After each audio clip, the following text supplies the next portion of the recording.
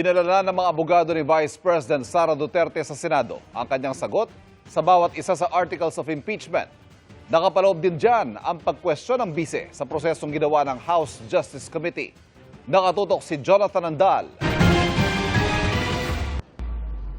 5 maleta ang dala sa Senado ng mga abogado ni Vice President Sara Duterte. Laman ang mga kopya ng kanyang sagot sa articles of impeachment. Hiling nila sa Senado ibasura ang impeachment complaint laban sa bise. Ang gusto natin ay sana ma-dismiss itong articles of impeachment, our answers being filed without prejudice doon sa aming Supreme Court petition.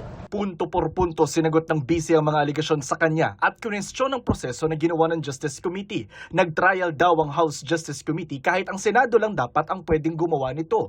Predetermined o alam na raw agad ang resulta ng hearings ng Justice Committee noon dahil bago pa ito natapos, may mga miyembro raw itong nagsabi na agad na may sapat ng boto para impeach ang bise.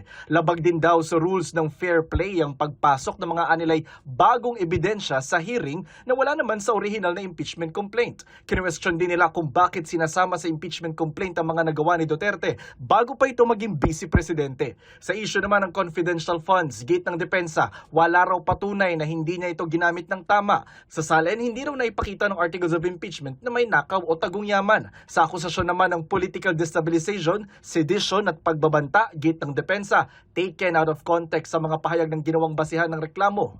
Wala rin daw sa mga aligasyon ang makapagpapatunay na may ginawa ang bise na culpable violations of the Constitution, bribery, graft, and corruption, high crimes at betrayal of public trust. Sabi ng depensa, tinutukan mismo ni VP Sara ang sagot na ipinasa sa Senado. Kung ano man ang isusulat namin doon, dapat talaga ay nanggagaling sa Vice Presidente, lalong-lalo na, diba, na pinasa talaga niya yung aming answer. At siya nagpapatunay na lahat ng nakasulat doon ay nakasaad ng mga depensa para sa kanya. Okay naman po siya, business as usual lang po parati ang ating Vice Presidente. Tuloy-tuloy lang po yung trabaho niya. Handa na rin daw ang bise sa paglilitis sa kanya. Kung kinakailangan daw, haharap ito sa korte. Parati siya nasabi kailan haharap si VP, but I think we have to contextualize yung pagharap. The fact that we filed an answer now, kung inaharap na ni VP, itong mga paratang laban sa kanya. Pagkatapos nito, may 5 calendar days naman ang mga kongresista sa prosecution team kung gusto nilang sumagot sa mga inilatag ng depensa. At sa July 6, magsisimula na ang paglilitis kay Vice President Duterte. Jonathan Andal, nakatutok, 24 oras.